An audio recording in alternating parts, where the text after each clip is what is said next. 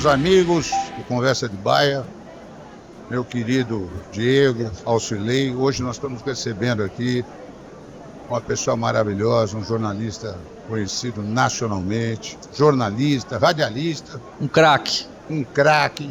Trabalhei com ele muitos anos na Rádio Globo. Temos uma convivência familiar através do Nelinho, né? O Nelinho agora é jogador de pôquer e o Márcio é o padrinho do meu filho. Então nós estamos recebendo aqui o Márcio Bernardes e hoje nós vamos conversar, Alcilei, Diego, nós vamos falar sobre o jornalismo esportivo, suas paixões, vamos falar do Botafogo, o que aconteceu com o Botafogo, falar do Palmeiras, falar de futebol. Melhor, né? A gente ter conversas atemporais. O Márcio já vai falar que uma temporada, por exemplo, ele está cravando que o Ancelotti não vem para a seleção. Eu sempre achei isso também. Mas, Márcio, prazer te receber aqui. Saúde, ver você cada vez mais forte, mais firme. Obrigado aqui pela... Hoje é o primeiro dia da FENALTO, que é uma das maiores feiras ligadas ao segmento tanto financeiro quanto de automóveis no Brasil, aqui na Zona Norte de São Paulo, e é uma alegria você participar com a gente do nosso podcast. Muito bem-vindo. Muito obrigado, Nelo. Boa tarde a todos. Eu tenho muito prazer em estar aqui com vocês, Cirlei, Diego. É uma satisfação da gente poder rever um mundo novo para mim, um mundo diferente. Essa feira eu já estou conhecendo e convivendo com algo que eu nunca vi e acho fantástico. A vida é isso, é a diversificação. E vocês estão de parabéns pelo trabalho que estão realizando. E não só pelo conteúdo que eu já extraí aqui, como pelo visual que me deixa embasbacado. E vocês têm sorte que eu fiquei 20, 30 anos mais velho. Caso contrário, eu não me responsabilizaria pelas consequências dos meus atos. Seja bem-vindo, Márcio. Diga, Diegão, vamos lá, quer começar com o quê? Já faz a primeira pergunta, já, para polemizar? Pode, já chega, bate já. Vamos fazer igual o Neto, então? Falar mal do Neymar? Desceu o cacete no Neymar! Não, o Márcio, certeza que não é disso. Márcio, falando de seleção brasileira, a primeira Copa que eu acompanhei foi a de 94. E assim, tinha acabado a energia no prédio que eu morava, a gente desceu, um morador milagrosamente conseguiu ligar uma televisão em cima de um carro. Era um Passat antigo, vermelhinho. O Brasil tinha muitos carros aqui, já que a gente está na FENALTO, o Brasil tinha muito carro velho.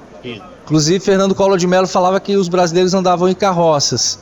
E estava sendo transmitido, assim, foi a minha primeira memória com futebol em termos de seleção. Brasil e Camarões. Aí a gente ganhou daquela forma que ganhou da Itália. E depois a gente foi jogar a Copa seguinte, fomos para a final também com a França. Foi um pecado o Ronaldo não ter jogado, né? 94, eu acho. E a gente tomou pau dos franceses. Depois de 2002, a terceira final seguida, a gente arrebentou. Ronaldo superando todos os limites do corpo do ser humano, né? O Alcilei, ele fraturou o menisco e o ligamento cruzado anterior, eu também. Nós dois somos dois operados aí por conta do futebol amador. E a gente ficou mal acostumado com a seleção. Aí em 2006 a gente teve aquele pagode, perdemos. Em 2010 tinha o da Jabulani, né? Inclusive eu lembro de os menininhos africanos gritando Dunga burro, de não ter chamado o Ronaldinho Gaúcho, não levou Neymar, não levou Ganso. Perdemos para Holanda, Felipe Melo pisou nos Países Baixos do Robin. Robin que inclusive teve câncer de testículo, né? Por isso que ele teve aquele envelhecimento precoce, perdeu o cabelo. E depois de 2014 foi aquele vexame. 2018, o Neymar machucado, parece que saiu uma reportagem na semana passada que o médico do PSG disse que o Neymar já chegou com o metatarso ferrado. E aí ele tinha que operar, não operou, por isso que teve aquela sequência de lesões. Aí eu não sei. Enfim, a gente colocou todo o crédito no Neymar, 18 e 22, foi uma tragédia. né? Aquele gol absurdo que o Neymar faz em cima da Croácia. E depois aquele vacilo enorme, eu atribuo a culpa no Fred. Primeiro que o Fred não teria que ter sido convocado, inclusive é uma segunda pergunta que eu vou fazer para você. E a gente vem agora com a primeira derrota numa eliminatória dentro da nossa casa. A Argentina não merecia ganhar, os meninos estavam jogando bem, mas é o preço de não ter um diretor de futebol, é o preço de ter um treinador interino. Márcio, onde a nossa seleção vai parar? Olha, essa é uma pergunta que eu te responderia com 3 siglas. SDS. Só Deus sabe. Porque, na verdade, nós estamos passando por uma fase de transição, não é isso? Esses jogadores convocados pelo Fernando Diniz, muitos deles ainda, claro, são jovens e brilham nos clubes que eles defendem na Europa, e na seleção não há entrosamento, não há tempo de treino. Eu vou dizer uma coisa para vocês, Nelo, Diego e Alcirley. Eu cobri 12 Copas do Mundo como repórter. 12? A primeira, não tô nem sabendo calcular. Qual foi a primeira? 1978 na Argentina. Uau! De lá para cá eu fui a todas as outras Copas e cada uma delas tem uma ou várias histórias peculiares. Você citou aí a partir de 94, depois 98, falou 2002, o pentacampeonato, falou 2006. Eu acho a seleção de 2006 melhor que a seleção de 94, que ganhou a Copa do Mundo. Tinha mais estrela. Tinha cracaços, né? Mas teve problemas.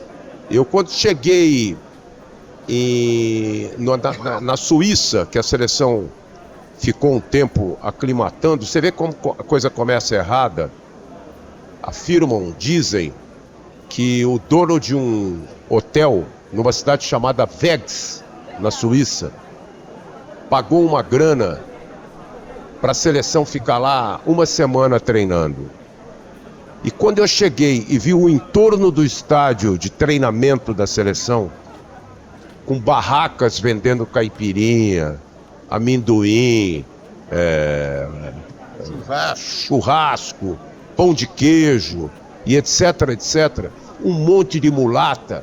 Quando acabava o treino, a turma fazendo samba, etc. E eu comentava. Mulata, né? Não, as brasileiras que vivem naquela região, né?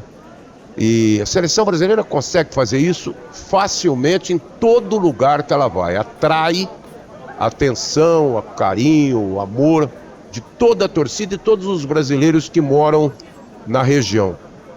Nós ganhamos 2 jogos no apito. Se tivesse VAR, a gente seria campeão em 2002? Não. Quais os jogos você... Por exemplo, o primeiro... Turquia, você acha? Nós jogamos 2 partidas contra a Turquia. A primeira na fase da de grupo. Turquia, hein? O pênalti no Luizão foi fora da área. O juiz marcou. Se tem VAR... Já era. Não marca o pênalti, marca a falta. É outro papo. O gol da Bélgica foi gol. Outro dia, eu faço um podcast, uma live todas as segundas-feiras, em várias plataformas. Aproveito aqui para anunciar, com a permissão de vocês. A casa é sua. No YouTube, no Facebook, no Instagram, no Twitter, nos agregadores de podcast. Eu já entrevistei quase 150 personalidades. E eu entrevistei 2 jogadores que participaram, separadamente, né? Mas que participaram daquela seleção de 2002. O Edmilson foi revelado pelo São Paulo, de Taquaritinga, interior de São Paulo. Entrevistei o Lúcio. Lúcio é nosso conterrâneo lá de Brasília. É de Brasília. Cara legal, não conheço, mas todo mundo fala muito bem dele. Jogou no Palmeiras e no São Paulo também. Ele jogou no Gama? Jogou no Sobradinho também, né? E no Palmeiras jogou muito mal, né? Planaltino ou Sobradinho? Também. Viu, Diego? O Palmeiras já afundou, Palmeiras. Já estava em fim da linha. Era Então, avenida... Mas ambos falaram para mim que o árbitro naquele lance contra a Bélgica, em Kobe, no Japão, foi o primeiro jogo do Brasil no Japão. Nós jogamos 3 partidas em Seul. Em Seul, não. Na Coreia, né? Que fomos também para o interior da Coreia, num dos jogos da fase de classificação. E aí, classificado, fomos para Kobe. Você comeu aquele bife em Kobe? De cachorro? Não, de wagyu, pô. Não. Imagina, cara. Eu, aliás, Carne japonesa. eu amo o Japão, mas Uau. eu não gosto de comida japonesa, mas amo o país, amo a gente, o povo de lá. E são muito legais, né? Educadíssimos. Já tive 9 vezes no Japão, cumprindo Copa do Mundo, né? Mas finais de mundiais. Fui as 3 vezes que o São Paulo foi campeão. Fui quando o Santos foi massacrado pelo Barcelona, quando o Corinthians ganhou, quando o Palmeiras perdeu, enfim. Agora uma coisa, aproveitando que a gente tem palmeirense aqui. Palmeiras tem mundial ou não? Olha, aí depois a gente volta pro jogo de Kobe, tá? Só pra é finalizar. uma discussão. Você viu a cara do Nelo? Eu não tinha lido. É que ele está misturando. A questão é a seguinte, a questão do Mundial do Palmeiras, na minha opinião. Desculpa, Márcio. Márcio, Depois eu queria- olha, eu queria que você o falasse. Márcio tem que voltar a questão falar é o seguinte, o Brasil da cidade perdeu, lá do jogo. O Brasil fez um Mundial aqui no Brasil, 1950. Com o Mundial, fizeram o estádio Maracanã, você é carioca, você sabe, fizeram Eu sou brasiliense, pô. o maior estádio do mundo na época. Maracanã. Maravilhoso. Com aquela geral E o Brasil- maravilhosa, né? E o Brasil foi pro final da Copa, jogando por um empate. Estava ganhando até o final do jogo. Tomou 2 gols e perdeu a Copa do Mundo. O que os brasileiros fizeram? Organizaram uma Copa do Mundo de clubes. E trouxeram para o Brasil os maiores e melhores clubes da época. Do mundo. Só que o que discute o Palmeiras, e eu acho que não é mundial. O que eu acho? Porque na época foi colocado que era uma Copa Rio. Se você pegar todos os jornais da época, você vai ver lá, Palmeiras campeão mundial, Palmeiras isso, Palmeiras aquilo. Só que não chamou o campeonato mundial como foi, por exemplo, São Paulo. São Paulo é tricampeão mundial, mas acabou de falar. Mas ganhou um jogo. Aquele mundial foi o mais difícil de todos, mas não se chamou campeonato mundial. Essa que é a polêmica e por isso que existiu essa brincadeira toda, porque alguns dirigentes, alguns conselheiros do Palmeiras foram à FIFA e exigiram que fosse reconhecido como campeonato mundial, mas não se chamou Copa Rio, Taça Rio. Então, essa você concorda, Márcio? Eu só fui dar uma provocada, Essa Márcio. Você viu que uma história bonita. mas é isso mesmo. A discussão, Deixou o Nelo nervoso, né? a discussão ela é mais ou menos aquela história dos amiguinhos brincando na escola e um provoca o outro É isso mesmo. e chama de narigudo, de orelhudo, de bocudo e o cara apela. E a torcida do Palmeiras, ela sentiu, foi uma provocação das outras torcidas e o negócio cresceu e ficou. Mas cresceu por causa disso, porque houve a movimentação do próprio Palmeiras, de alguns conselheiros, em exigirem da FIFA que fosse reconhecido como campeonato mundial. E logo em seguida nós tivemos o senhor Diego, o senhor que deu uma aula agora de futebol de seleção, nós tivemos várias Copas, várias. O Fluminense ganhou, o outro ganhou, mas não nenhuma. Reconhecida como... Nenhuma teve a projeção dessa primeira. Essa primeira, por que ela foi realizada? Eu vou te trazer meu livro amanhã, vou te dar o livro para você, posso ler. Aliás, nós só tem mais alguns aí que vamos fazer mais uma edição, já está indo. Você sabe que ele escreveu um livro pra pro Palmeiras? Viu? Mas Puta livro. aí essa é a questão. Foi criado aquele ufanismo brasileiro, que o Márcio está colocando muito bem agora, o Márcio é um historiador também. Aquele ufanismo que tem de Brasil, olha, mas nós somos os melhores do mundo, nós somos aquele outro criaram, o Brasil é um país de futebol, daí criaram essa Taça Rio para vingar o Mundial de 50, não tem nada a ver. Agora, você vai lá, você pegar a Gazeta Esportiva, pegar todos os jornais, eu mando para você, eu trago aqui, tá tudo escrito lá, Palmeiras campeão mundial, tudo, mas não foi campeonato mundial. Tem memória. Taça Rio. Então vou perguntar de Mas novo. foi isso mesmo. Então vou perguntar de Quer ver novo uma pro coisa? Márcio. Quer ver? Isso quando eu falo de provocação, eu vou contar para vocês 2 histórias. Uma sobre o São Paulo, que ganhou do Barcelona em 92 e do Milan em 93. Eu estava lá em Tóquio e jogou só uma partida. Muitos torcedores do Palmeiras do Corinthians e do Santos disseram que o São Paulo, que aquilo não era um torneio da FIFA, que não era reconhecido pela FIFA, tiraram um sarro que o São Paulo não tinha sido campeão mundial. E eu me lembro que na época o árbitro escolhido era árbitro da FIFA, era um torneio da Toyota, promovido e patrocinado pela Toyota, bancado pela Toyota, mas com todo o respaldo da FIFA. E por isso eu reconheço e digo que o São Paulo é tricampeão mundial, que é outro.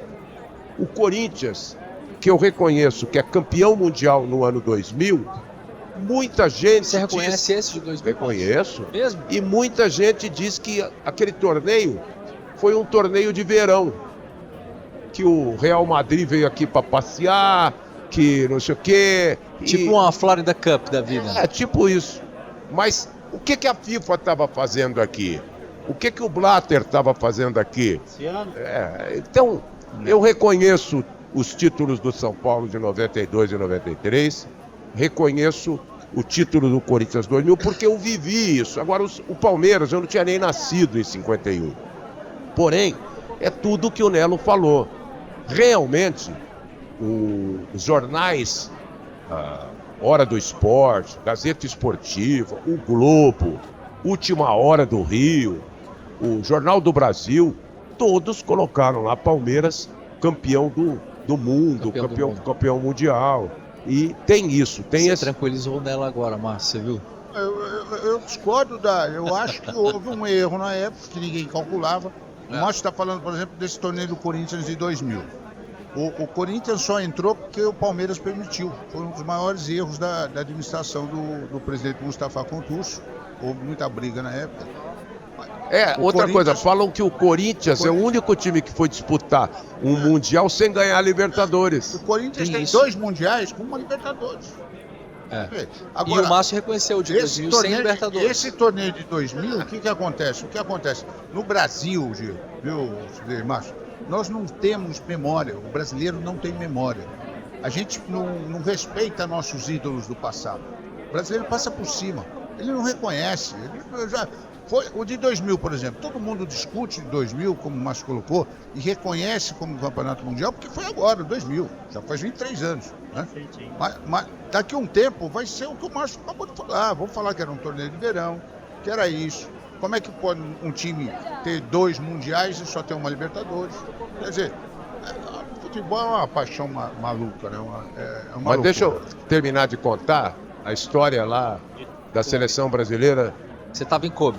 Em Kobe, quarto jogo, oitavas de final da Copa do Mundo. Então, os próprios zagueiros brasileiros reconheceram que não foi falta naquele gol da Bélgica. Pelo contrário, o Edmilson conta que ele que fez falta no cara que marcou o gol. Então, você tem histórias memoráveis das Copas do Mundo. Sabe como foi feito o planejamento? É interessante, hoje em dia, o Tite tinha 50 pessoas na comissão técnica dele do Catar.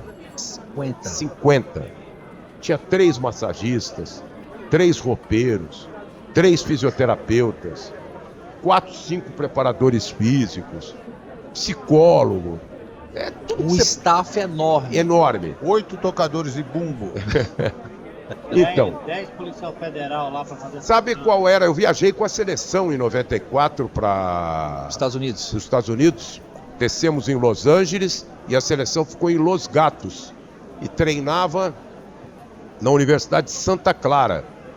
Eram pequenas cidades em torno de uma cidade maior da Califórnia que chamava São José, polo da tecnologia. Ali é o Vale do Silício. A comissão São Francisco, não? Não, São Vale do Francisco Silício? fica a uns 30 quilômetros. Ah, é verdade, na bacia. 30, verdade, 40 quilômetros de São José, né? Sim. E de onde estava a seleção. É um professor de geografia também, né? Aí, Márcio. 12 Copas do Mundo, pô. Você quer o quê, porra? Viu? Você vai Olha entrevistar só, o cara. O cara aquela- fez 12 Copas, você vai... aquela, A gente tem que ouvir só. aquela comissão técnica da seleção brasileira tinha Carlos Alberto Parreira, técnico. Zagallo, supervisor, gerente Monstro técnico. sagrado, né? Professor Moraci Santana, preparador físico. Esse eu não conheço. São Paulo. Um dos maiores da história. É? Prima, que foi preparador, é carioca, preparador físico da Portuguesa e era o assistente do Moraci Santana. Nocaute Jack, o massagista, e aquele que morreu, o que era não, era... Mário Américo? Não, o roupeiro, falava, era um cara muito simpático, muito... Chimbica, acho que é Chimbica. E essas 6 pessoas, era a comissão técnica. Essa era a comissão. Em 94. Não tinha psicólogo. 2006, 50. Hã? 2006, você falou 50? Não, Agora, 94. 2022. Ah, Ele está descrevendo a comissão técnica Não. de 1994. Que foi campeã do mundo. 2006, 2022, 50. 50. Sim, Olha, veja a discrepância. É. Aí, você sabe qual foi o plano do Moraci Santana e do... É quando gente bem famosa que vem até comida. Você viu? Ah, beleza. O plano do Parreira, que foi professor de educação física no começo da vida, da carreira, numa escola que, por sinal, foi uma escola que trabalhou o José Carlos Araújo.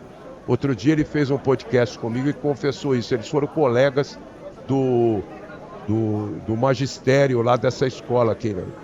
De um bairro lá do Rio. Mas o professor Moraci Santana e o Parreira, aqui no Brasil, fizeram uma reunião e chegaram à conclusão do seguinte: para atender aos interesses do Japão, da China, da Europa, eles iam colocar vários jogos, não só do Brasil, todas as seleções, 12h, 1h, 10 da manhã, 3 da tarde. E era verão na Califórnia. Era verão nos Estados Unidos. Quando é quente na Califórnia, é quente mesmo. Ah, você não lembra aquele jogo contra a Suécia? Que o coitadinho do ponta esquerda, o nome dele é Brooklyn, grande ponta esquerda, jogou na Juventus da Itália. Ele correu, o lateral direito era o Jorginho, titular. Ele foi acompanhando com o corpo e tal, a bola saiu pela linha de fundo. Aí o Jorginho voltou correndo, o Tafarel foi cobrar o tiro de meta, esse Brooklyn voltou parecendo que ele estava saindo da sauna, né? Completamente esgotado. Impressionante. Bom, então eles planejaram, o Brasil jogou várias partidas, 12h, 1h. E se preparou para isso. Eu acompanhei os treinos. O Brasil não treinava nem às 9 da manhã, que é um horário habitual de treino no futebol, ou nem às 4, 5 da tarde. Treinavam meio-dia para pegar esses jogos com sol a pino. Já vi pilhado, né? Você sabe que a Alemanha fez a mesma coisa, em 14, né? Ponto seguro, né? É, eles treinavam um sol também. Mas enfim, continua, Márcio. Aqui no Brasil fizeram isso. Foi? No Brasil eles vieram para a Bahia 4 meses antes da Copa. 4 meses para se adaptar. E eles, os alemães, quando ganharam a Copa, aquele 7-1 fatídico, no dia do meu aniversário. Que dia presente. 8 de julho. Fiz a maior festa para assistir o jogo da seleção.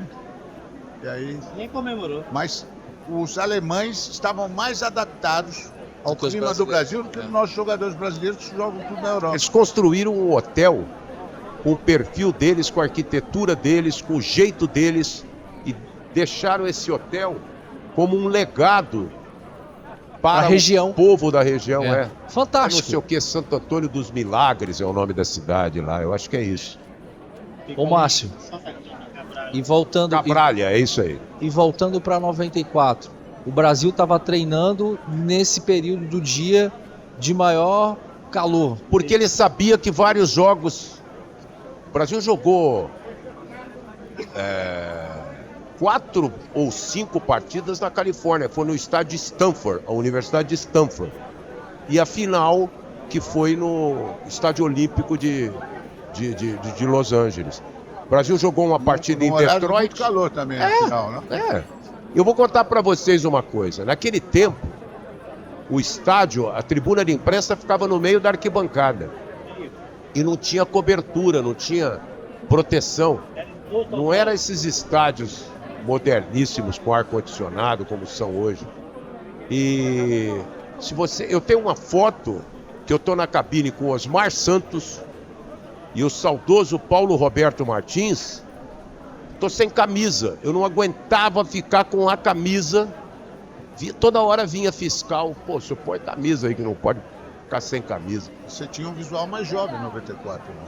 Muito, Pelo menos muito. dava pra ficar sem camisa. O nome do estádio, eu tinha Não falado só o- Orange Ball, foi no Rose Bowl, Rose Pasadena. Não, o Rose Bowl foi... A final. É, a final, sim. Diego, Ah, o Márcio vai contar. Orange aqui pra Bowl você. é em Miami. Miami, né? O Márcio vai contar qual a diferença da abertura da Copa do Mundo pro final. Qual que é, Márcio? Tem aquela festa, aquele show. Aqui no Brasil veio a Shakira, né, em 2014. Né? E Com a Cláudia Leite Márcio, vestida de galinha pintadinha. O que eu queria te falar, Você lembra da que roupa na dela? abertura da Copa do Mundo, por isso que não foi no Morumbi aqui em São Paulo, a abertura foi no Itaquerão. Na abertura você tem lá umas 300 carretas, mais ou menos, do mundo todo. Tem televisão do mundo todo com as carretas para colocar, para É fazer uma a audiência transmissão. absurda, É o né, evento, Márcio? é o evento mais assistido do mundo. E na final, Márcio, só tem 2 carretas que vão transmitir a final. porque são os dois países. Mas acabou Não, isso, não, sabe? só tem- Os dois países envolvidos. Mas sabe por que acabou isso? Porque a FIFA, ela. Até um serviço que ela presta, entre aspas, porque ela pode censurar muitas imagens. Por exemplo, você não vê em Copa do Mundo briga de torcida. Não tem. Nem invasão de campo mais. Você não vê muito invasão de campo, você não vê discussão nas arquibancadas. A FIFA censura tudo isso. Hoje a FIFA, ela faz tudo na Copa do Mundo. Ela é responsável. Você não fica num hotel se não pagar direitos para a FIFA, você não pega transporte, não tem transfer, não tem avião. Pode pegar aí. É um mercado acho que trilionário.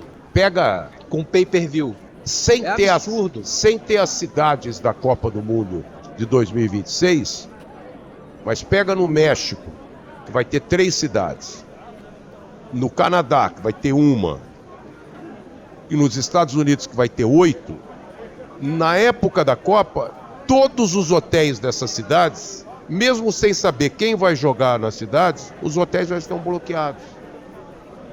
Você se pegar um táxi para ir num estádio que tem jogo de Copa do Mundo, o motorista de táxi não consegue passar 2 quilômetros antes do estádio. Só passa ônibus, vans Credenciado e pela carros FIFA. credenciados pela FIFA. É assim, Estão no business também. Estão na grana. tá no negócio. Tá no negócio. Então é isso que você falou de caminhão de televisão. Realmente era uma verdade, mas a FIFA também monopolizou isso, diminuiu, e ela que fornece para as TVs do mundo inteiro as imagens que são. E faz um trabalho muito competente. Mas falando nisso que você está falando, Copa do Mundo na América do Sul acabou, né? Foi essa no Brasil. Não, vai ter agora Argentina, Uruguai, E que esses você jogos. Argentina e Uruguai são 3 países, né? Eu acho que foi um cala-boca que a FIFA propiciou Agora para ninguém reclamar, para nenhum. 2032? 2026, 2030. 2030. A Copa vai ser aberta com o papo de que são 50 anos, 80 anos de 80 anos de Copa. A Copa. A primeira foi no Uruguai. Não, 30, a primeira né? foi 30. Foi 30. É, Então são 100 anos, né? 100 anos de 100 Copa anos de do Copa. Mundo. Foi no Uruguai, né? O primeiro jogo da Copa vai ser no Uruguai. A FIFA fez isso. Ela vai pôr um jogo no Uruguai, um jogo na Argentina e um jogo no Paraguai. Aí a Confederação Sul-Americana está satisfeita.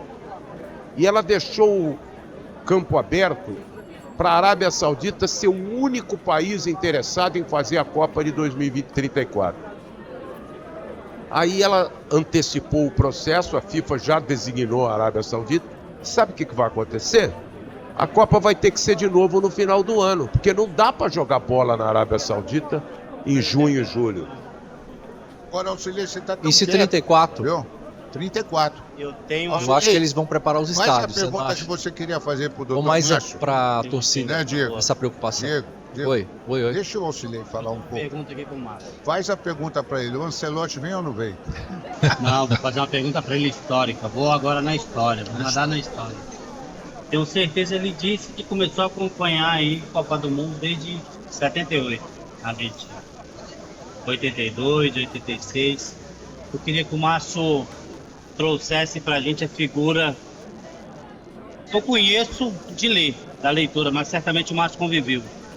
O que o Sócrates simbolizou para nossa nação naquele final de ditadura 1985 ali, ele no auge no São Paulo, aquela briga que ele tinha com o governo, aquela coisa toda. Fala um pouco dele pra gente.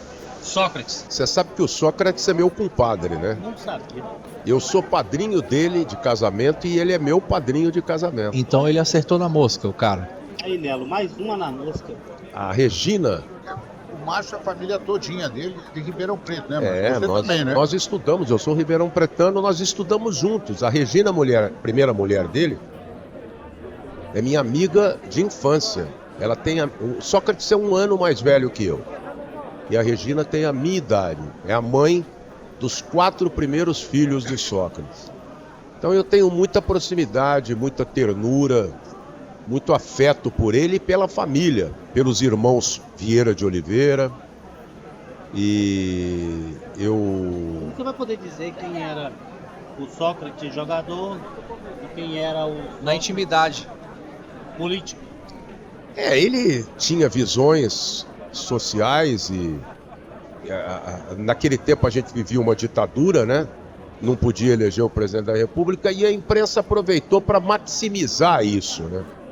Porque nós tivemos jogadores importantes nesse contexto antigamente também, como o Afonsinho, lembra do Afonsinho do Mário Botafogo? Sérgio. Mário Sérgio Pontes de Paiva, Paulo Caju, Paulo César. Paulo Caju. César, jogadores que expunham pontos de vista muito apreciados pela imprensa, pela esquerda, pela De certo modo, população. podia até comprometer, né? Eu acho que Coisa que não quando a ditadura hoje, né? estava mais fechada, as coisas, o Sócrates, ele viveu momentos delicados na vida dele Por isso que eu nesse sei. momento, né? Eu fiz um documentário chamado, eu trabalhava na Rede Manchete e na Rádio Globo, em 1984, quando ele foi vendido para a Fiorentina. E eu fiz um documentário chamado Arrivederci Sócrates, 50 minutos, foi para o ar em rede nacional no Brasil inteiro. Eu fui para a Itália com ele, quando ele foi ser apresentado para a Sociedade Florentina, para a Sociedade de Firenze. Foi que Fui com ele, com a Regina, com o Zezinho Abud, que era o advogado dele, com o Valdemar Pires e esposa. O Valdemar Pires era o presidente do Corinthians. E ele chegou a dizer, eu abri esse documentário com uma declaração dele. O Osmar Santos era o apresentador do comício na Praça da Sé. E ele perguntava, doutor, vem cá, doutor, se a emenda das diretas passar, e ele chega, ele já estava bêbado pra caramba no palanque. Nossa Senhora. nada. Aí ele falou, eu não vou embora do meu país. E aí, 1 milhão de pessoas, aquela coisa. Eu abri o documentário mostrando isso. Tem registro disso? Tem, o documentário já está exibido, Arrivederci Sócrates. Aliás, vocês estão me dando uma ideia, eu preciso achar só uma época oportuna para reprisar isso no YouTube, para ficar acentuado reprisar lá. aqui? Tem que subir no seu canal. Vou Você já tem o canal? Tem. @Márcio Bernardes Oficial. Então, já deixa lá, ó. Daqui a pouco. Mas o Magrão Vai era um pra- grande isso é um cara. material histórico. O Magrão era um grande cara, desde Ribeirão. Mas estava bem, então. Quando ele era moleque, jogava no Dente de Leite. Era Dente de Leite o Dente nome de Leite. da modalidade. O infantil. O infantil. O juvenil. Dente de Leite Leite. de leite era o primeiro, então. O técnico dele ia buscá-lo para jogar domingo de manhã de bicicleta. Ele ia no cano, no guidão da bicicleta. Ele conciliou, já que você... Porque ele conciliou a medicina, porque ele se formou em medicina, né? Não, foi o irmão dele, né? Não, ele. Sócrates? Ele foi. Como que ele conciliou a medicina com o futebol? Olha, Ele se formou também. né? ele era um cara muito formou, ele era um cara muito inteligente. E foi aos trancos e barrancos, né? O professor, como ele já era uma personalidade, então os professores quebravam galho, manipulavam horários de provas e tal, mas ele sempre foi muito além do seu tempo. O Sócrates foi... O intelectual lá. O cara gostava de ler.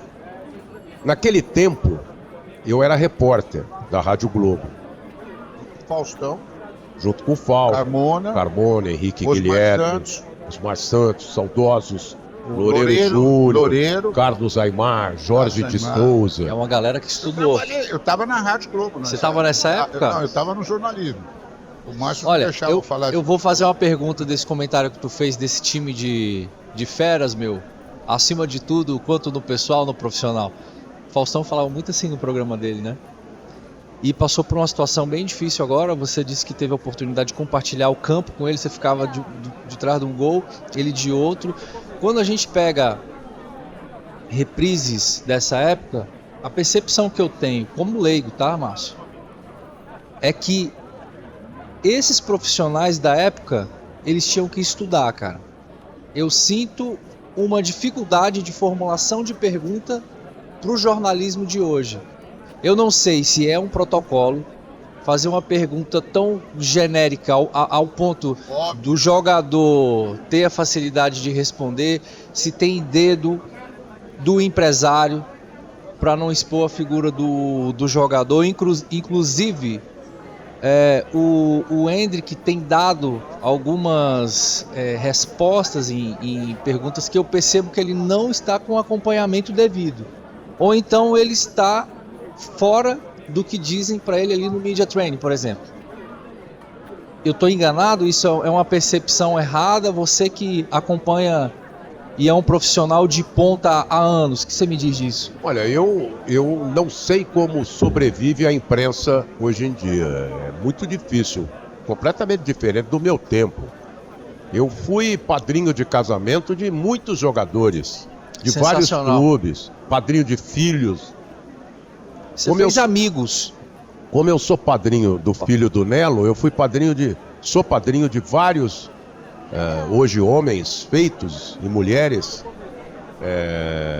por causa da minha relação com os jogadores. De todos os times que eu cobria, porque na Rádio Globo a gente ficava 30, 40 dias cobrindo um clube, aí passava 30, 40 dias em outro clube, 30, 40 dias em outro clube, e assim era. Você falou com relação ao Faustão e a intelectualidade, a necessária... Quando completei 50 anos de jornalismo, eu fui entrevistado pelo UOL, e eles fizeram uma grande entrevista de muitas páginas na internet comigo. E me perguntaram isso. O que você acha do jogador de futebol, comentarista de futebol? Falei, eu acho muito legal. Eu acho que o jogador pode acrescentar uma outra visão que nós jornalistas não temos. Porém, acho que o comentarista, o repórter, o jornalista, ele é imprescindível. Porque o jornalista tem uma visão intelectual, tem conhecimento. Eu vejo, hoje em dia, e quem está nos ouvindo vai concordar comigo, às vezes tem cara que faz Rui Barbosa dar piruleta no túmulo, né? Se mexer todinho, né? Porque os caras constroem frases com erros crassos. Infelizmente os caras não tiveram oportunidade de estudar e tal, mas eles acrescentam com o outro lado, uma outra visão. Então eu gosto muito dessa combinação, jornalista e jogador. Isso é muito bom. Não estou querendo dizer que todos os jogadores são burros, não. Claro. Tem muito cara legal, muito cara bem preparado, que estudou e etc, etc.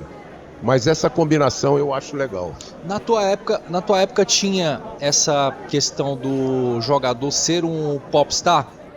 Eu falo isso porque recentemente eu assisti o documentário do Beckham e aí mostra como ele começou também a se envolver no lado da mídia, das grandes marcas, porque é um cara bonito, né? Tem os jogadores de futebol brasileiro que jogam Casado com uma cantora. Ex-Spice Girl. É. Então eles já foram um casal do planeta, inclusive, né? Eu assisti o primeiro episódio e não gostei. Termina esse primeiro episódio com os ingleses culpando ele pela desclassificação da seleção inglesa na Copa do Mundo. Eu acho que ele perdeu um pênalti, agora Os não. Pênaltis foi eliminado Foi eliminado. Exatamente. Foi pela Argentina, se eu não me engano, né? Foi, exatamente isso. E aí depois eu não gostei do documentário, pessoalmente. E não assisti os outros episódios. Você parou ali? Mas ele foi um popstar. Mas o Maradona também foi popstar. O Sócrates foi popstar. E tivemos outros popstars no futebol. Mesmo nas décadas de 60, 70. Foi o Pelé ou não? Dizem, eu não vivi essa época. Dizem que o Zizinho era uma fera. O Palmeiras trouxe pro futebol paulista o pai do Ademir da Guia, o Domingos da Guia. Dizem que esse cara também era. Falam do Barbosa, goleiro do Vasco da Gama, que foi goleiro da seleção em 50.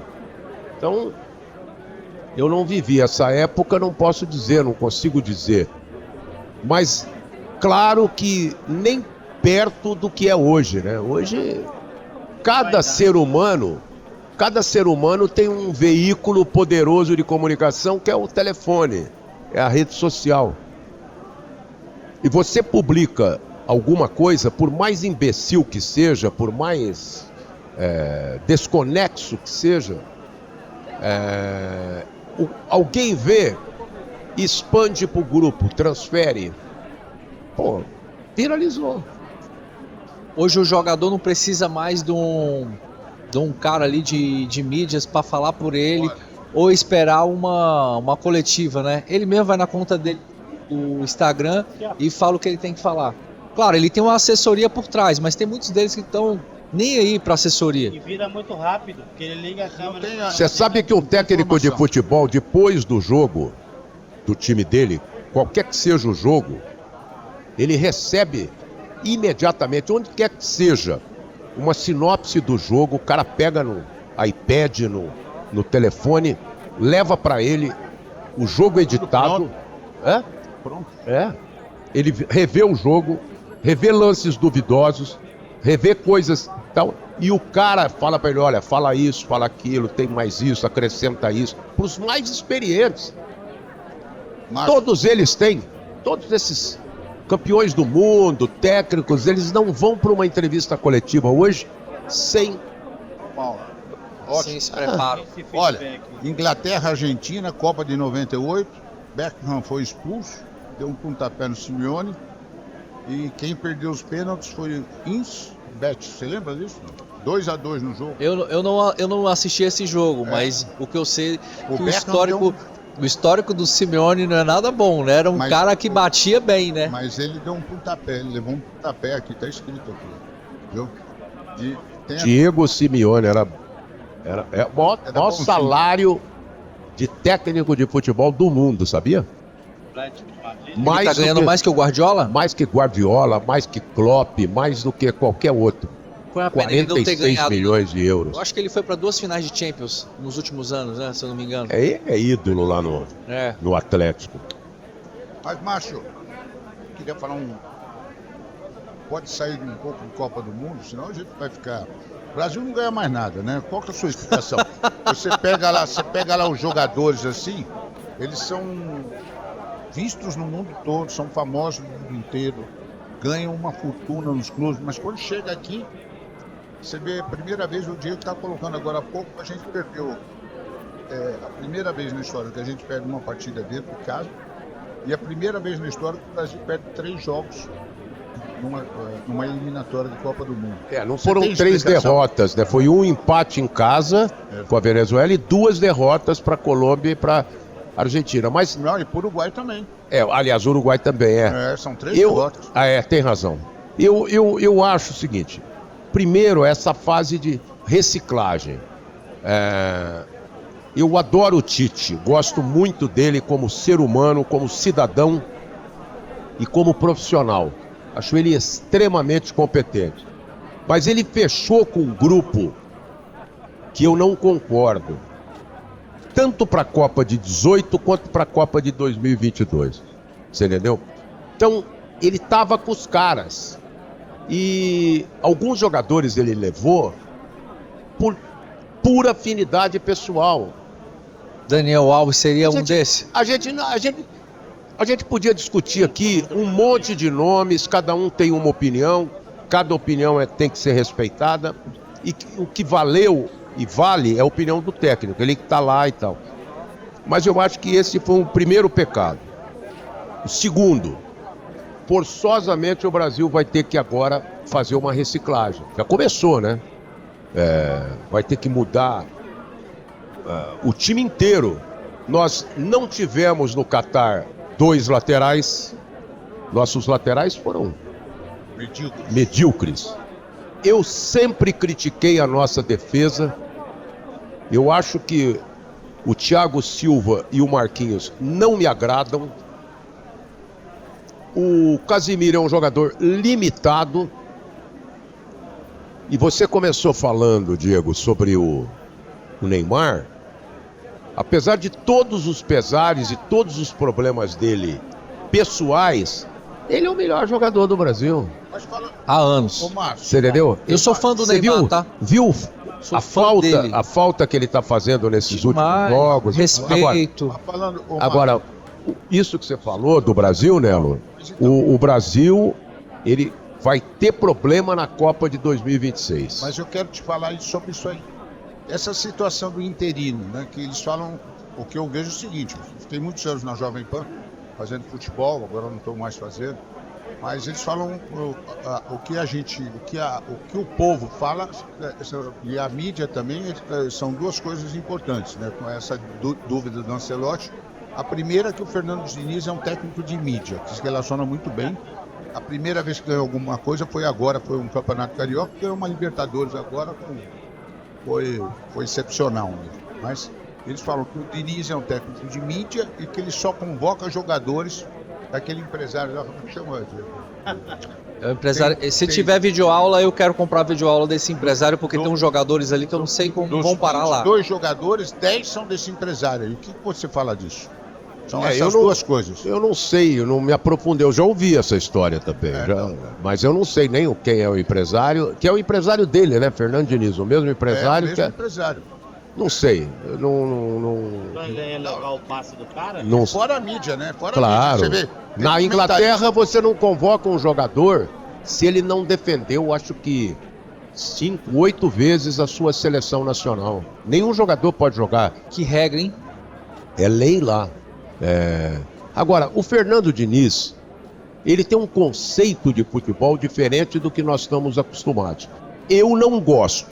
E o Guardiola, você? Não, nem não, completamente não é não.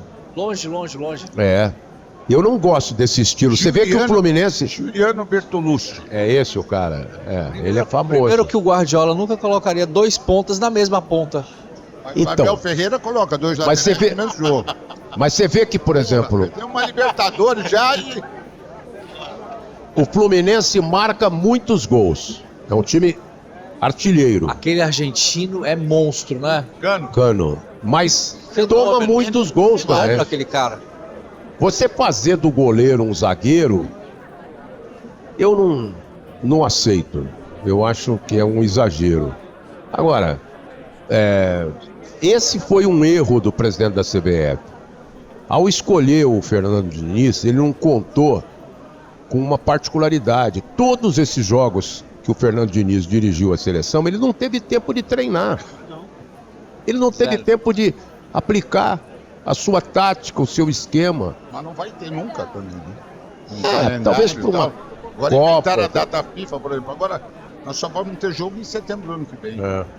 Mas vai ter antes Copa América. Você acha que a imprensa não pressionou a CBF para nomear logo o treinador? É impressionante. Eu acho que sim.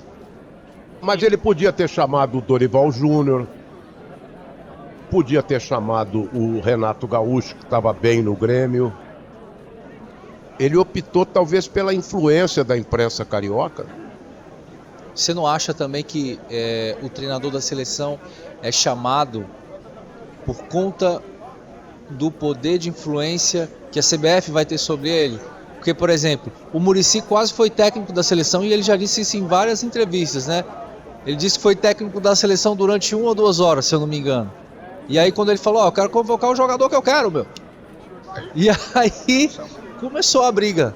Aí ele diz até assim, pô, eu já tava pensando em convocar o Ganso, o Neymar, na época que o Ganso jogava super bem, né? Olha, pode ser.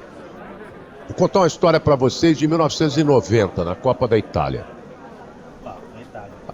O presidente da CBF... A Alemanha foi campeã, né, em 90? Foi. Em cima da Argentina. Gol de pênalti do Breme. A Argentina não se dá bem pra Alemanha, né, cara? Vai lá, Márcio. Pois um dia eu vou contar para vocês, você sabe que... Deixa eu contar primeiro essa história da CBF e depois eu conto uma outra depois da final dessa Copa. O presidente da CBF, ele pode até me processar, se quiser. Mas isso foi muito comentado na época. A seleção foi 10 dias antes do tempo que teria que ir, porque nós ficamos em Asti, a terra da champanhe, próximo a Turim, que era onde o Brasil jogou. Na verdade, jogou as 4 partidas da Copa, né? As 3 primeiras de classificação e a 4ª contra a Argentina e caiu.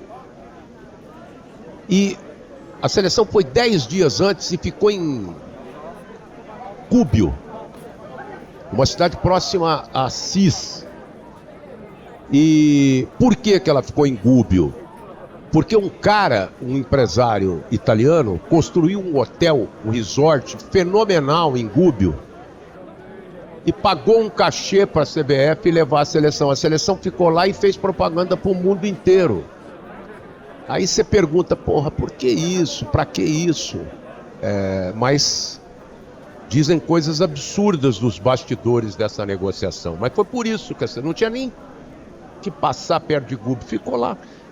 Tudo é business, né, cara? Tudo é oportunidade de negócio. O futebol movimenta muito dinheiro. Você estava colocando a respeito da FIFA, que se responsabiliza por tudo que é monetizável.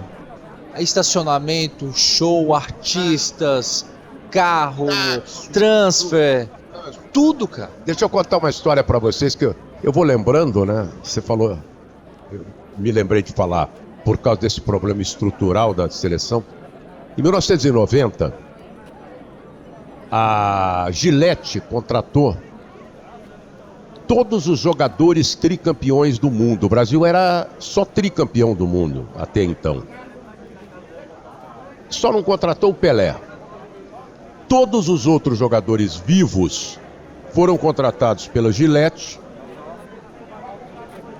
do Félix até o Edu, ponta esquerda, e eles ficaram num hotel em Turim, os 4 jogos da seleção. Como a seleção saiu prematuramente da Copa, a Gillette tinha reservado hotéis para os caras na sequência da Copa, depois daquele jogo do Brasil contra a Argentina, porque acreditava que o Brasil ia, todos nós acreditávamos que ia o Brasil passar de qualquer forma. Ia passar. Então reservou hotel em outras cidades e em Roma.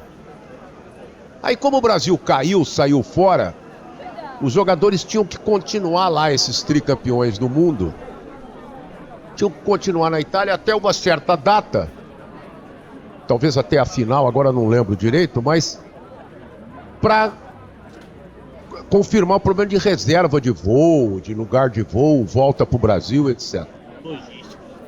Aí eu também, eu saí, eu fiquei primeiro em Gubbio com a seleção, depois fui para Asti, de Asti quando a seleção caiu e perdeu para a Argentina, eu fui para Roma.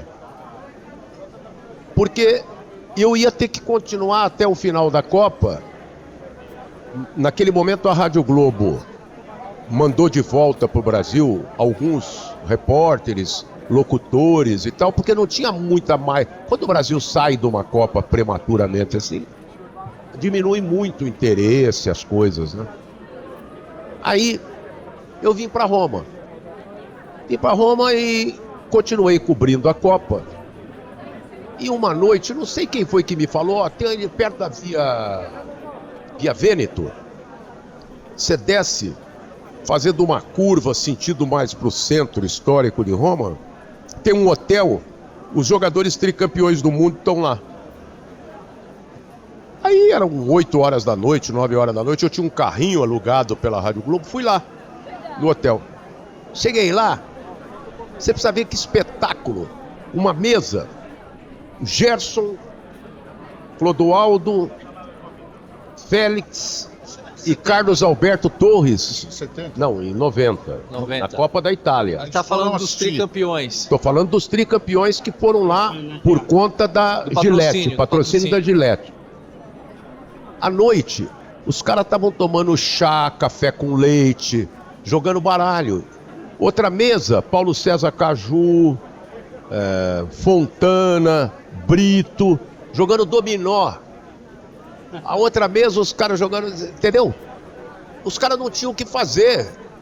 Eles, às vezes, durante o dia, iam passear, iam fazer um tour, mas à noite iam pra cama cedo, não tinha programação nenhuma, não tinha Jogo do Brasil e etc, etc. Muito bem. Como eu tinha tido uma convivência com Carlos Alberto Torres na Olimpíada de 84, eu trabalhava na Manchete, que contratou naquela época, naquela Olimpíada, vários ex-atletas de várias modalidades. Então foi o Vlamir Marques como comentarista de basquete, o Antônio Carlos Moreno como comentarista de vôlei, o Ademar Ferreira da Silva como comentarista de atletismo, o Carlos Alberto Torres como comentarista de futebol. E eu tive uma convivência grande com ele naquela época. E ficamos amigos. Depois ele veio para São Paulo, eu era muito amigo da Terezinha Sodré, porque eu também trabalhei na TV Tupi e tal.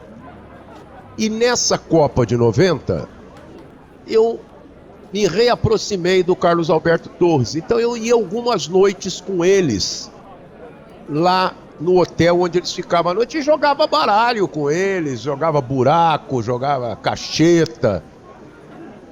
É um negócio que não dá para explicar normalmente, mas você sabe que você sentado numa mesa, Só com monstro sagrado, Só com a história do futebol brasileiro. até então os tricampeões do mundo, aquilo, e era uma coisa, todo mundo de short, de chinelo, de sandália havaiana, de camiseta, um calor danado tinha o em quê? Roma. 23 anos que o Brasil não era campeão. Exatamente. Privilégio. Não, 20 anos. A privilégio. gente ficou 27? Não, nós ganhamos em 70 e isso era em 90, né? Privilégio de pouco. Aí, então, rapaz, aí um dia... Márcio, e você tem retrato dessa época? Tenho muita coisa, mas ouve essa história que Vai lá. legal. Aí ia ter a semifinal da Copa, Argentina e Itália, em Nápoles. Aí eu à noite lá no hotel com os caras... Terra do Maradona. Maradona dividiu o estádio.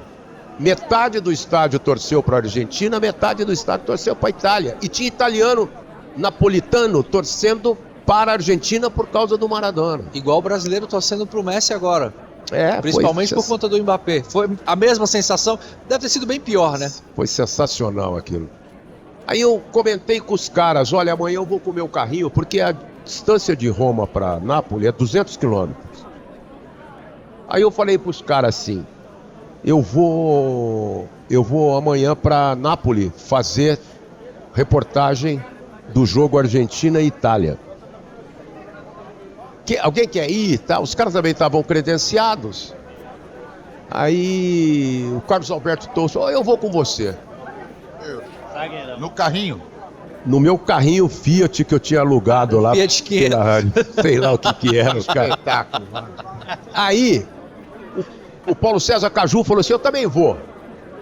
Porra, tu lotou teu carrinho então. E... Falta dois. Faltam dois. É, Não, só foi... Os três. só foram os 3. Nós fomos os 3. Eu me lembro que na ida, o Caju, nós paramos num posto para fazer xixi e tomar um café. E o Caju chegou pro Carlos Alberto e falou, ô Capita, fica um pouco lá atrás que o meu joelho tá doendo pra caralho. Esse carro de merda, esse carrinho. Caixa Aí- de fósforo. Caixa de fósforo. Mas imperdível, né? Aí fomos pro estádio lá em Nápoles. Os caras gostavam muito do Márcio, pô. Nós, Não tem como não gostar do Márcio, né? É, nós fomos pro estádio e surpreendentemente, a Argentina eliminou a Itália. Lembra? O time da Argentina era melhor ou não? Olha, pau a pau. aquele jogaço. time tinha o Maradona, né? Era outro papo, né? E o jogador, deixa eu te falar, Canídia. o jogador treme na base quando vê um craque desse do outro lado. Aí terminou o jogo, eu fui lá, fiz as minhas reportagens que eu precisava fazer, encontrei com os A dois, Argentina vinha de um título de 86. tava disputando E perdeu o a bicampeonato. final. E que seleção nós tínhamos em 86, hein?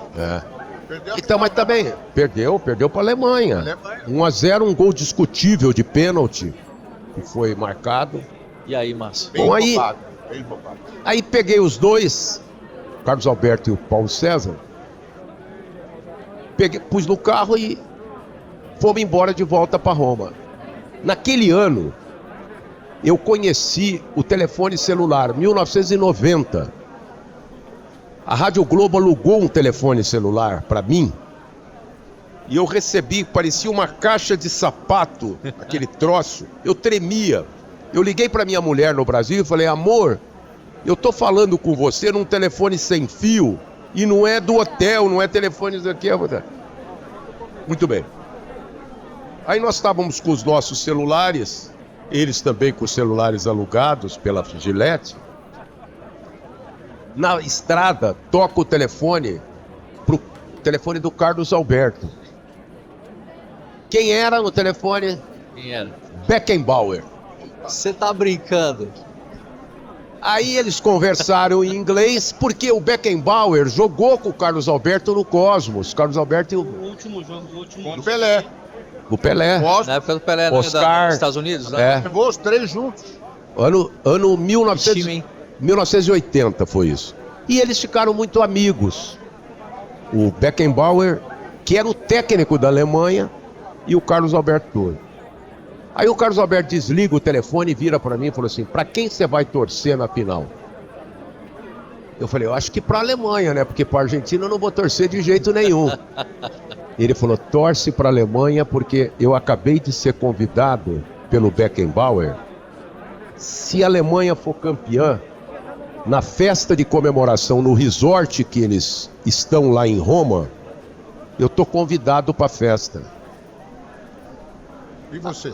Aí eu falei, ótimo, vou torcer então mais do que nunca pela Alemanha. Se mas os não te caras levou. vieram comigo pra cá no Não te carrinho levou pra apertado, Não, calma. não é Pera, possível vamos. que vão me deixar fora desse bonde. Não. Aí, o Paulo César Caju ainda falou, ô Capita, eu não quero nem saber disso aí, porra, eu quero que os caras se fodam, e bababá, bababá. Pode falar palavrão, né? Ah, Sem problema. já falou? À vontade. Bom, quero que os caras... Pi!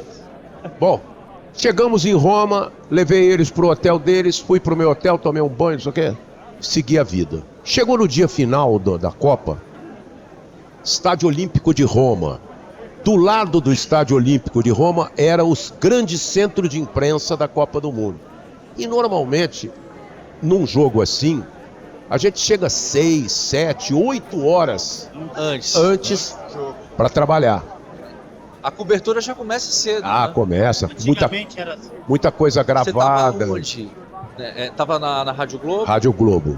Ah, e vem toda a programação, então, principalmente por conta da diferença de Antes fuso. do jogo, tem muito disso. Apesar que não é nem sombra do que seria uma cobertura de um jogo do Brasil. Era a Alemanha, né? Ah, tá. Era final de Copa do Mundo, Mas a você tinha Alemanha... uma entradinha ali de 30, 20 segundos pra dar um recado, né? Várias entradas, Várias que eu deixava entradas. gravado até 2 horas antes do jogo. Quem transmitiu essa final pela Rádio Globo foi o Oscar Ulisses. Quem comentou foi o Tim Teixeira, que era nosso coordenador, mas os comentaristas tinham voltado para o Brasil. O Carlos Aymar e o Paulo Roberto Martins. Não, o Loureiro já tinha morrido. E ficou o Tim Teixeira e o repórter fui eu. Aí chegou a hora do jogo, terminou o jogo, Alemanha campeã, aquela festa, aquela coisa toda. Eu já estava apresentando o pós-jogo, que foi uma marca muito tradicional da minha vida profissional. Começou na Rádio Globo e depois por 23 anos se estendeu pela Transamérica.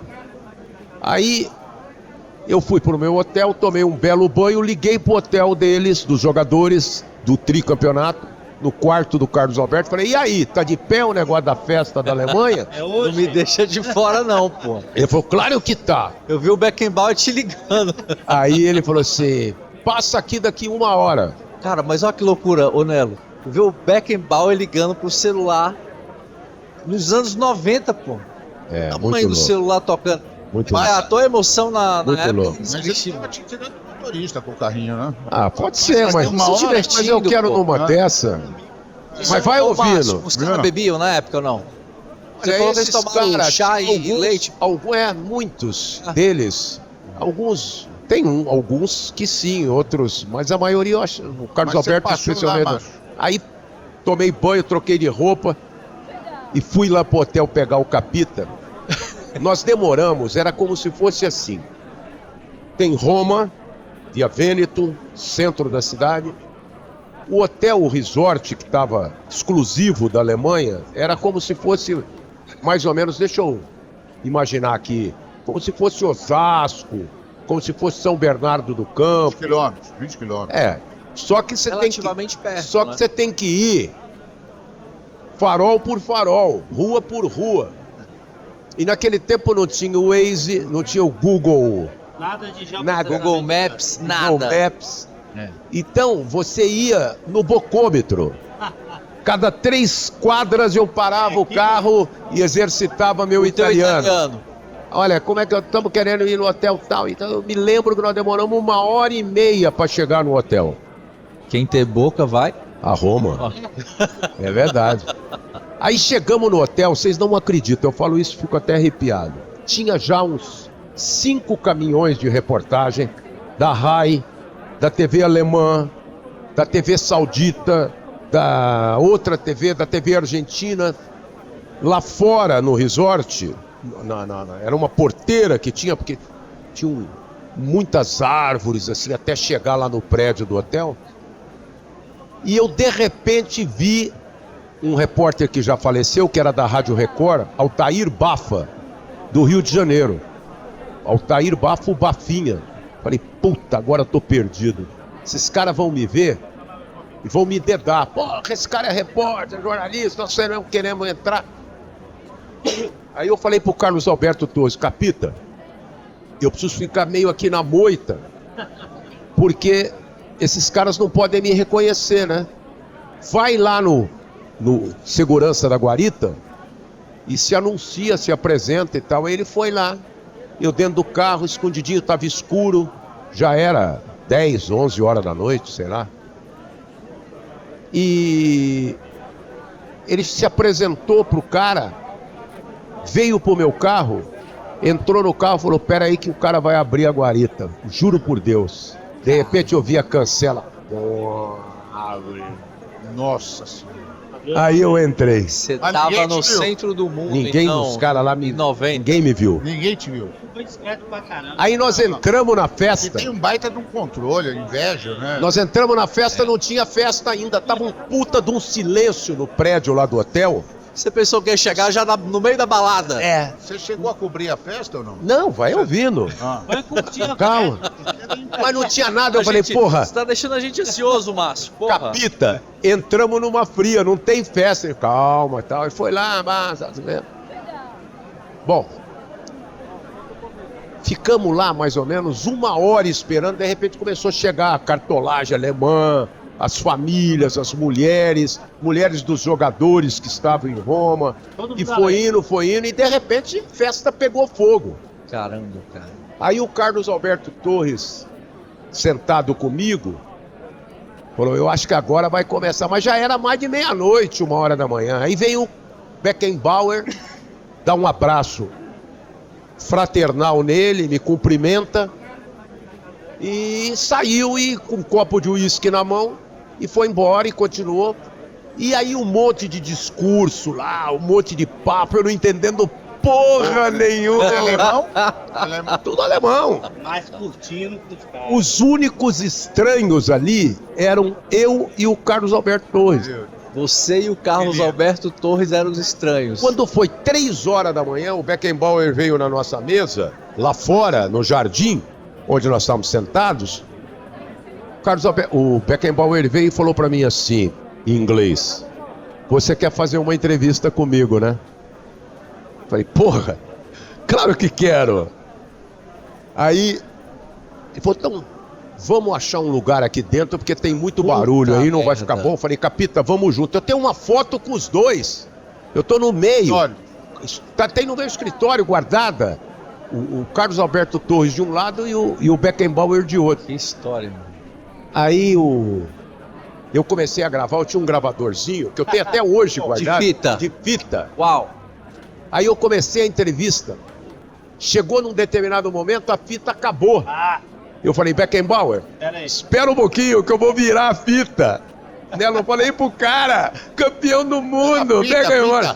Ele estava acabando de ser, naquele momento, ao lado do Zagallo, o único cara do mundo que tinha sido campeão como jogador e como técnico. Né? Ele tinha sido campeão em 74. Não, ele... Não, mas você tava... Vamos lá, vamos lá. Depois eu fiquei amigo não dele. Se diminua, não. Você tava com um puta cara, né? O outro fala assim, pô, ele tá com o meu amigo. É meu amigo também, pô. Não, depois nós ficamos amigos em outros eventos. Ele foi diretor da FIFA e tal. Mas aí pera um pouquinho. Não tinha mais fita. Peguei, parei o gravador, abri, tirei a fita, virei de lado e vamos continuar. Profissional, pô. A Rádio Globo, naquela segunda-feira, ela teve que editar a fita, o programa Globo Esportivo, que era das 6 às 7, com os breaks, etc. Ela colocou só essa entrevista no ar. 45 deixa eu perguntar uma coisa. Levou como furo de entrevista. Foi? Eu tenho essa fita. De reportagem. Você tem a fita? Do Beckenbauer. E deixa eu te perguntar, não rolava como rola no futebol, um bicho não por um trabalho desse, pô? Porque não é qualquer um que faz isso, ô Márcio. Eu acho né, Nelo? O cara quando mete um gol lá na Arábia, ganha uma legal. moto de diamante, uns 50 camelos no negócio. Eu acho que o Márcio é... Profissionalmente foi uma coisa eu guardo no fundo do meu coração. Você falou esse negócio de bicho, vou contar outra história de 82. Vai. Copa do Mundo na Espanha. Eu vou pra Europa, ficamos 10 dias em Portugal e eu dormi no mesmo quarto com o Faustão. E até hoje eu peço desculpa pra ele, porque eu peguei uma gripe no avião e eu fiquei pelo menos uma semana em Portugal, em Lisboa, tossindo, gripado e ruim. E o coitado do Faustão não conseguia dormir à noite por minha culpa e tal. Bom. Mas era 200 quilos cada um na época, né? Quantos quilos você pesava? Tava gordo, Não, mas tá bom. Mas eu tenho uma foto... O Faustão era mais gordo ainda. O Faustão dava muito umas mais. 3 arrobas aí? Faustão muito mais. Muito mais. Quanto é uma arroba? Eu não sei. Bom, aí nós saímos de Portugal e fomos de carro para Sevilha. Atravessamos... Dizem, eu nunca fiz essa viagem de novo, mas uma estrada péssima, tanto em Portugal quanto na Espanha.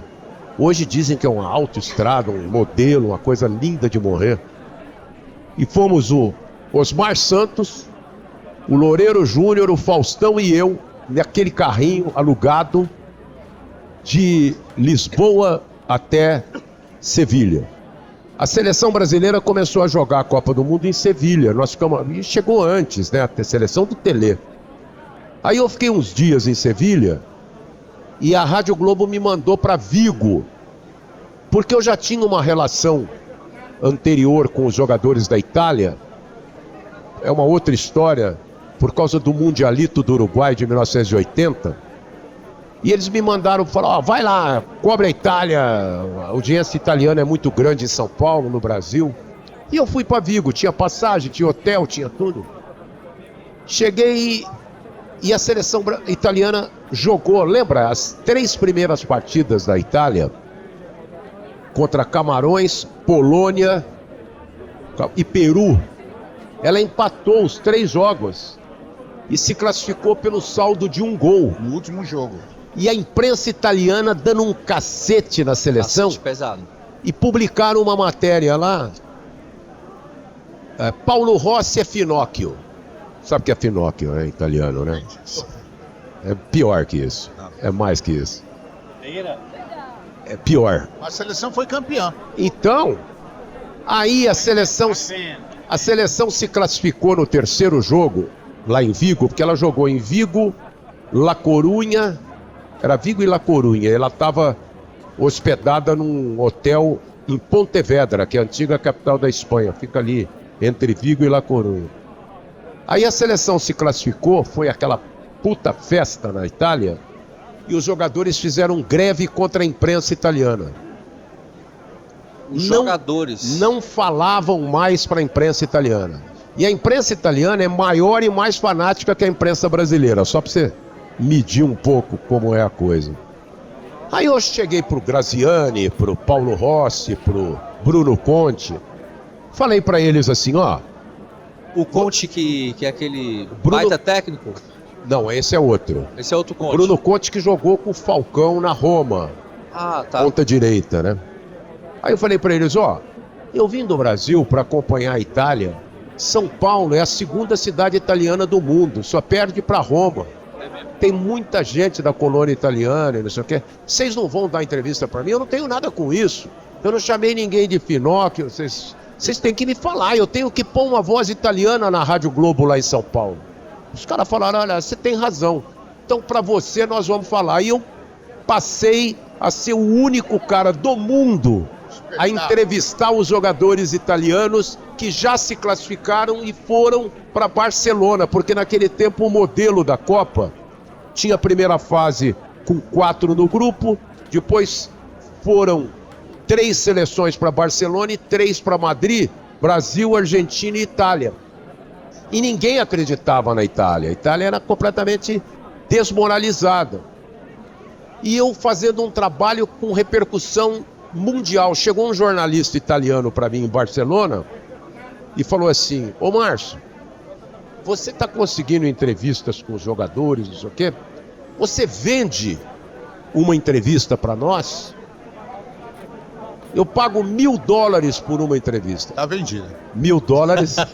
$1.000 era dinheiro, brother. Dá pra negociar, hein? Porque a audiência que você vai levar pros caras... Aí eu falei pra eles, olha, eu não posso trair a confiança dos caras. Essa é uma sacanagem. Né? E é o que acontece muito, né? Eu vou, se vocês quiserem saber o que os caras vão falar pra mim, vocês têm que mandar um correspondente ouvir a Rádio Globo no Brasil, lá em São Paulo, e anotar e passar pra vocês, porque eu não vou. Iam te cortar o filme rápido também. Já era, Aí, nunca mais ninguém dava entrevista sabe o que pra os ele. jornalistas fizeram? Mas os caras fizeram o oposto. Foram lá, falaram pros jogadores, puta, esse brasiliano, filho da puta, ele é macho, ele é honesto. Fomos tentar comprar as entrevistas dele com vocês, ele... Falaram pros jogadores? Contaram pros jogadores, eu cresci mais ainda. Né? Aí você ficou gigante perto dos caras. Então eu tô contando, tem outras histórias fantásticas dessa minha cobertura na Copa de 82. Mas eu contei por causa desse negócio de cachê que você falou, com relação ao... Não, é porque você tá com o Beckenbauer. Você tá tomando um vinho lá com o Beckenbauer. Aí ele fala assim, ô Márcio, você não vai pedir uma entrevista pra mim, pô?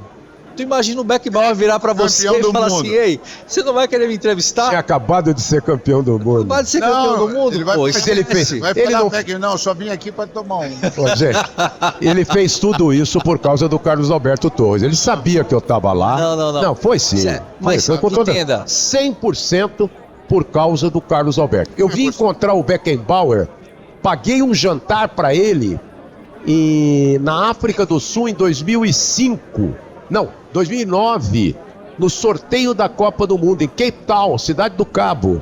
Foi o sorteio da Copa, eu tava lá. Mesmo? Paguei. Paguei, eu falei, Esse é histórico também. o Beckenbauer, eu tô te pagando esse jantar. Peraí. Isso dá um baita corte. Não, mas O brasileiro que pagou o jantar para o Beckenbauer. Manchete. Mas ele mereceu. Eu falei, isso é para te agradecer. Você não levou o Beckenbauer na pastelaria.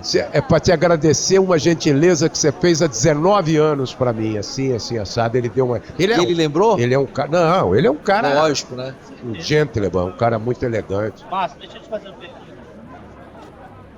Todas essas histórias, essa riqueza de detalhes que você trouxe para nós, você tinha um nome realizado na Jacatira, um jornalista. Você viveu tudo que muita gente queria viver. Você viveu as melhores fases do futebol brasileiro. Eu acredito que você deve estar com essa resposta aí na ponta da língua. Não, na verdade, se você. Privilegiado. Depende do ângulo que você. Por exemplo, eu cobri 12 Copas. 12. O Brasil ganhou só 2. Descobriu 12. Perdeu 10. É muita Copa, né? Você cobriu 12 e a gente pode tirar um lado positivo que eu tenho certeza que o Brasil foi às 12. Que é o único país que foi às 12. Foi. Né? Por enquanto a gente tá com esse recorde. Eu acho que não é possível que a gente não vai se classificar agora, né? Esse modelo aí é impossível, né? Até o 7º vai para repescagem. Isso daí é para não reprovar o aluno, né?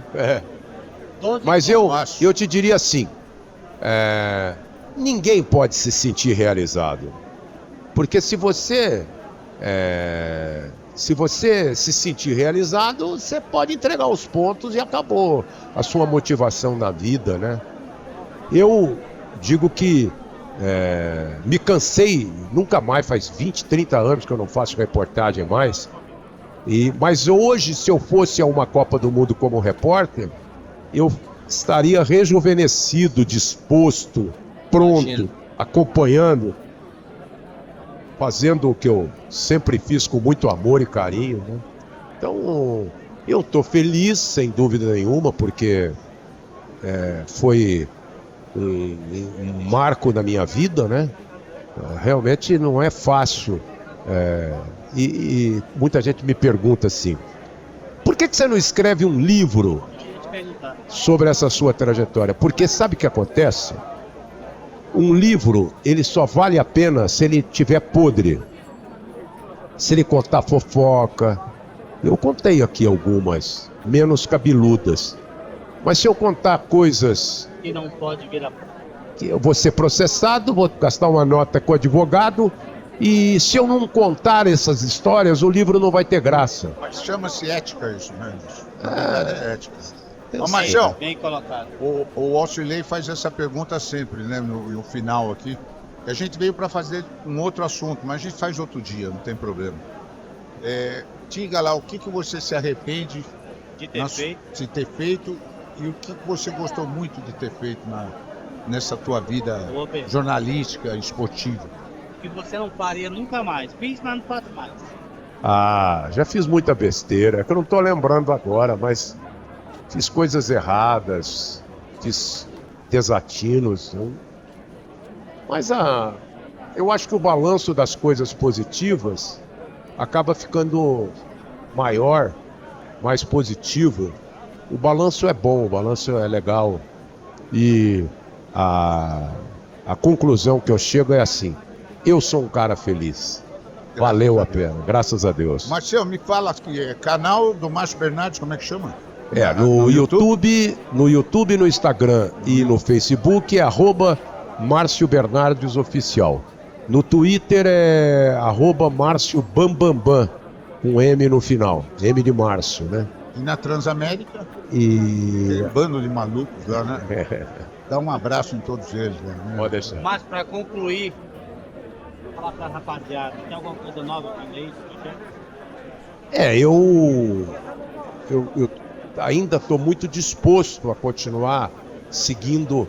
É engraçado, né? Cada ano que passa, fica mais vivo, né? Eu fico mais disposto, mais entusiasmado, eu rejuvenesço, eu me sinto um jovem, me sinto um cara começando a carreira. Lembro do meu tempo como correspondente da Jovem Pan em Ribeirão Preto, depois correspondente da Rádio Globo Excelsior. a minha vinda para São Paulo em 1982, definitiva, quando eu vim para morar mesmo e sair de Ribeirão Preto. Então, eu estou muito entusiasmado e esperando projetos. Eu estou Vambora. cada vez mais disposto a realizar. Eu acho que o homem vale o tamanho do seu sonho, né? Boa. E eu continuo sonhando.